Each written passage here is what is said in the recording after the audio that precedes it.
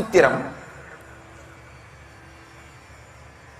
இந்த பிரபஞ்சத்தின் விதிகளை உள்வாங்கிக் கொண்டு அதன் மையமாக மாறுகின்ற, அதை அனுபூதியாக மாற்றிக்கொள்ளுகின்ற சத்தியத்தை அளிக்கின்றார். ஆழ்ந்து நாம் புரிந்து கொள்ள வேண்டிய ஒரு சத்தியம் என்னன்னா, எந்த ஒரு விதியையும் நாம் தெளிவாக புரிந்து கொண்டு ஏன் அந்த விதி உருவாக்கப்பட்டது என்கின்ற சாரத்தை உணர்ந்து கொண்டு அந்த விதியை உருவாக்கிய மனிதர்களின் உணர்வை புரிந்து கொண்டோமானால் அந்த விதி நமக்கு பலமாக மாறிவிடும்.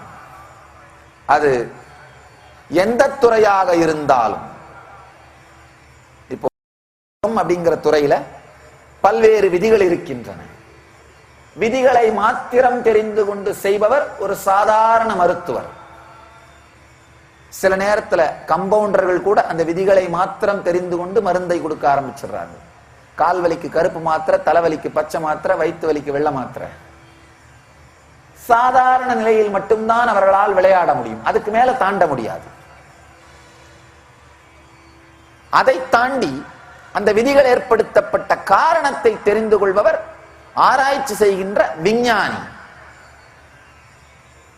எந்த காரணத்தாலே இந்த விதி ஏற்படுத்தப்பட்டது, அப்போ இப்போ அந்த காரணம் மாறி இருப்பதாலே விதிகளையும் நம்மால் அப்டேட் பண்ண முடியும், மாற்றிக்கொள்ள முடியும். அந்த அளவுக்கு வருபவர் மருத்துவத்துறையிலே இருக்கிற விஞ்ஞானி.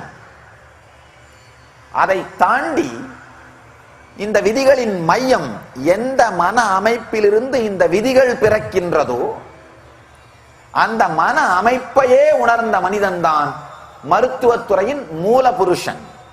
அவனால் விதிகளையே உருவாக்க முடியும். மூல விதிகளை கூட உருவாக்குகின்ற தெளிவு அவனுக்குள் மலர்கின்றது.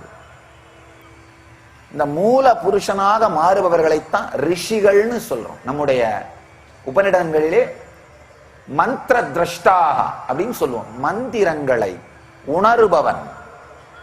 சாதாரணமா விதிகளை தெரிந்து கொண்டு விதிகளை அப்ளை பண்ற மனிதர்கள் ஒரு நிலை. அப்புறம் விதிகளை பற்றி ஓரளவுக்கு ஆழமாக தெரிந்து கொண்டு அதை அப்டேட் பண்ற அளவுக்கு மட்டும் இன்டெலிஜென்ஸ் இருக்கிறவங்க விஞ்ஞானிகள். அதை தாண்டி விதிகளை உருவாக்கிய மன அமைப்பையே உணர்ந்து கொண்டு புதுவிதமான விதிகளையும் சூத்திரங்களையும் உருவாக்கக்கூடிய தெளிவு வாய்ந்தவர்கள் மூலபுருஷர்கள், ரிஷிகள். ஒவ்வொரு துறையிலும், இந்தியாவிலும் மேலை நாடுகளிலும் ரிஷிகள் உருவாகி இருக்கிறார்கள். இந்தியாவில உள்ளுலகம் சார்ந்த ரிஷிகள் அதிகம் பேர், மேலை நாட்டிலே வெளியுலகம் சார்ந்த ரிஷிகள் அதிகம் பேர். ஆனா ஒவ்வொரு துறையிலுமே பலாயிரக்கணக்கான ரிஷிகளால் தான் இந்த சமூகம் வளமடைந்திருக்கின்றது. எல்லா விஞ்ஞானிகளுமே ஒரு விதத்தில் ரிஷிகள் தான். வெளியுலகத்துறையில் ரிஷிகள்.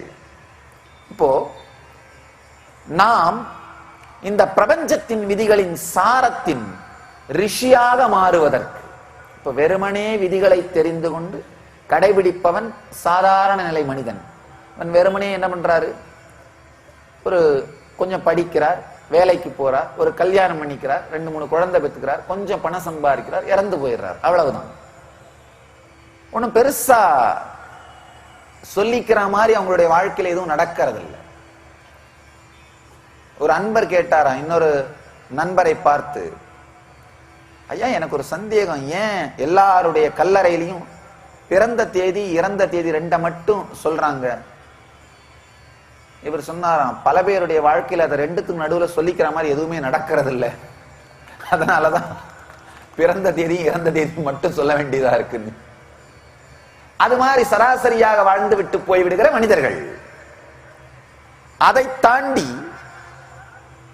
விதிகளின் சாரத்தை புரிந்து கொண்டு தன் வாழ்விற்கு ஏற்றாற்போல் அதை உருவாக்கி கொள்ளுகின்ற முயற்சி செய்கின்ற மனிதர்கள். இது 2வது வகை. இவங்களைத்தான் சாதிப்பவர்கள்னு சொல்லலாம். ஏதாவது ஒரு துறையில் சாதிப்பவர்கள். அதையும் தாண்டி விதிகளின் சாரத்தின் மன அமைப்பையே அனுபூதியாக உணர்ந்து விதிகளை உருவாக்குகின்ற சக்தியின் மையமாக தன்னை உணர்பவர்களைத்தான் ஜீவன் முக்தர்கள், ஞானிகள்னு சொல்றோம். அந்த தன்மையை உணர்வதற்கான சூத்திரங்களை, சத்தியங்களை எம்பெருமான் இங்கு விளக்குகின்றார்.